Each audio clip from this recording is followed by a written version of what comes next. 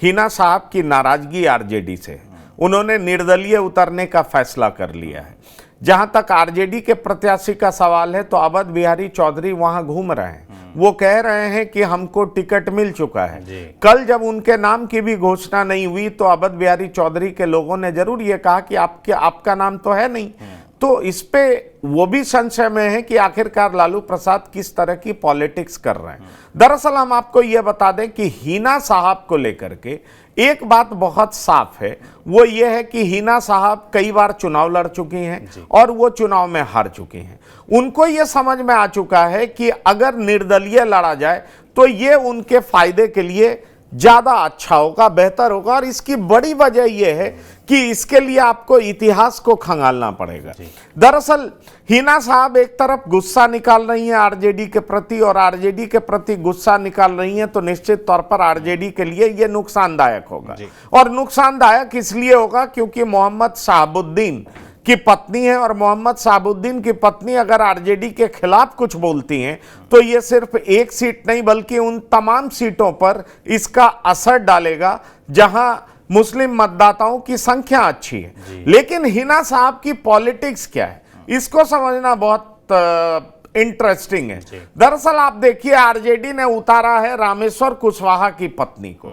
रामेश्वर कुशवाहा अलग अलग पार्टी में रहते रहे, लेकिन रामेश्वर कुशवाहा की पहचान यह है कि रामेश्वर कुशवाहा के पिता सीताराम कुशवाहा माले को सिवान लेकर के आए थे। अगर माले का मजबूत गढ़ सिवान को बनाया था तो सीताराम कुशवाहा का नाम उसमें आता है। ऐसे में सवाल उठता है कि माले का पॉलिटिक्स क्या था। तो माले का पॉलिटिक्स ये था कि जिनके पास जमीनें थी उनकी जमीन पर झंडा गाड़ा जाता था, उनकी जमीन को कब्जा किया जाता था और कहा यह जाता था कि जो लैंडलेस हैं उनको जमीन क्यों नहीं दिया जाए।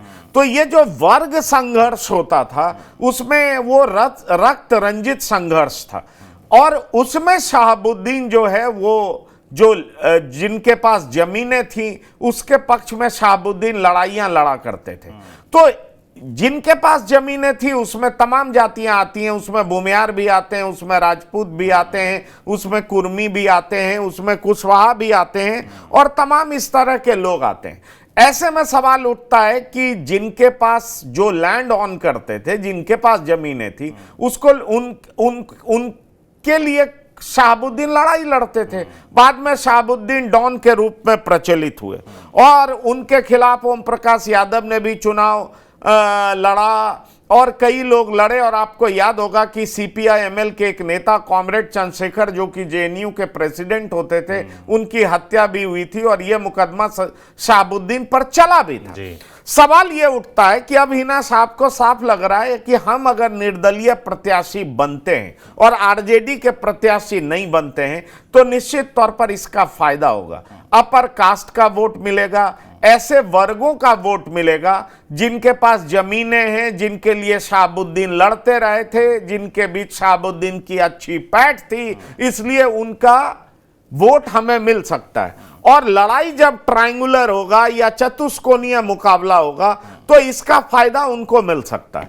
क्योंकि देखिए, एक बात बहुत साफ तरीके से देखा जा रहा है कि जिस तरीके से अगर आप देखेंगे तो आप ये पाएंगे कि सिवान में मुसलमानों की आबादी क्या है। सिवान में मुसलमान की आबादी 3 लाख के आसपास है, यह बहुत इंपॉर्टेंट है। अब यह देखना होगा कि सवर्ण की आबादी कितनी है और यादवों की आबादी कितनी है। यादव वहां किसके लिए वोट करेंगे, यह भी एक बड़ा सवाल उठ रहा है। और इसीलिए यह सवाल उठ रहा है कि जब हिना साहब और पप्पू यादव एक दूसरे को मदद करने की बात करते हैं तो इसके मायने क्या निकाले जाए। इसके मायने बहुत होते हैं, यह समझना बहुत जरूरी होगा। इसका हम जवाब आपको देंगे, पर यह समझिए कि दरअसल आरजेडी इस सीट की घोषणा इसलिए नहीं कर रही है, जबकि यह मुख्य सवाल है क्योंकि देखिए दूसरे चरण का चुनाव है। दूसरे चरण के चुनाव में आप सीटों को देखें तो आप पाएंगे कि उसमें कटिहार है, उसमें पूर्णिया है,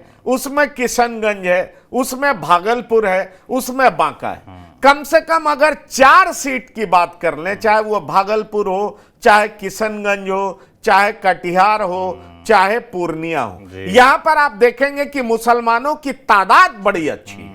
अब सवाल उठता है कि अगर लालू प्रसाद यहां पर डिक्लेयर कर देते हैं कि नहीं हमारे उम्मीदवार अवध बिहारी चौधरी होंगे, तो मैसेज क्या जाएगा इन सीटों पर? ये एक बड़ा सवाल है ना। और दूसरी बड़ी बात यह है कि इस बार लालू प्रसाद ने सिर्फ 2 उम्मीदवार को अभी तक टिकट दिए हैं, मुस्लिम उम्मीदवार को। 2019 में देख लीजिए 5 उम्मीदवार थे, तो 5 की जगह 2 आपने सीटों की संख्या ऐसे कम कर दी। दूसरी बात यह कि शहाबुद्दीन की पत्नी अगर अलग अलग मंचों से कह सकती हैं कि हमारे पति के गुजर जाने के बाद हमारे साथ कैसा व्यवहार हुआ, हमारे साथ आरजेडी ने क्या कुछ किया, क्योंकि शहाबुद्दीन की पत्नी घूम घूम करके तो कह रही हैं कि देखिए जब हमारे साथ थे तो उन्होंने आरजेडी के लिए क्या कुछ नहीं किया। वो याद दिला रही हैं कि देखिए हमारे साहब जब जेल से निकले तो उन्होंने क्या कहा कि हमारे नेता लालू प्रसाद हैं। उन्होंने कहा कि परिस्थितियों की वजह से मुख्यमंत्री हैं नीतीश कुमार। अब आप इस बात को समझिए, जब दोनों का गठबंधन हुआ, दोनों घटक दल बने और उन्होंने कहा कि परिस्थितियों के मुख्यमंत्री हैं नीतीश कुमार, इस बात की चर्चा इतनी तेज हुई और नीतीश कुमार, उनकी पत्नी आरोप लगाती हैं कि नीतीश कुमार नाराज हुए। फिर उनकी शहाबुद्दीन की गिरफ्तारी हुई, फिर तिहाड़ जेल गए और कोरोना के दरमियान उनकी मौत हो गई। जिस तरीके से बिहार से उनको तिहाड़ जेल भेजा गया और उसके बाद वो शहाबुद्दीन की पत्नी आरोप लगाती हैं हीना साहब कि ये सारे साजिश उनके खिलाफ रची गई और उस समय आरजेडी ने मुंह मोड़ लिया।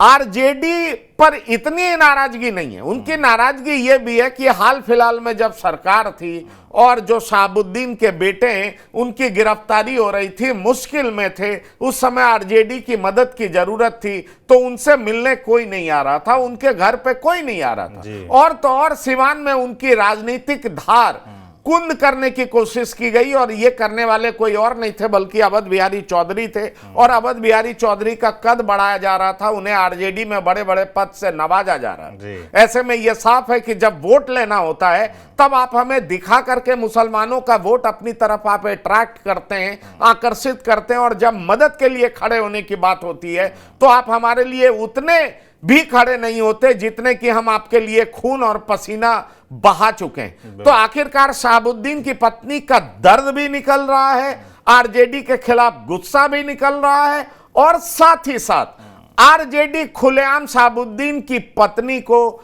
टिकट ना देने वाला इमेज नहीं चाहती है। वो नहीं चाहती है कि सेकेंड राउंड में जितने जगह पे चुनाव होना है जहां मुस्लिमों की तादाद बड़ी अच्छी है वहां पर आरजेडी को नुकसान हो जाए, और आरजेडी को नुकसान हो जाएगा तो निश्चित तौर पर आप कह सकते हैं कि चुनावी रणनीति में आरजेडी फेल हो जाएगी। इसलिए 23 सीटें आरजेडी के कोटे में है, 22 में डिक्लेरेशन हो गया, 1 सीट पे कोई डिक्लेरेशन नहीं हुआ, और इसलिए हीना साहब कह रही हैं बड़ा खुल करके कि हमसे किसी ने संपर्क नहीं किया, हमें आरजेडी का टिकट भी नहीं चाहिए, हमें जब उनकी जरूरत थी तो हमारे साथ आए नहीं, और अब वो टिकट की घोषणा इसलिए भी नहीं कर रहे हैं क्योंकि उसमें भी राजनीति है, हमारे लिए कोई हमदर्दी नहीं।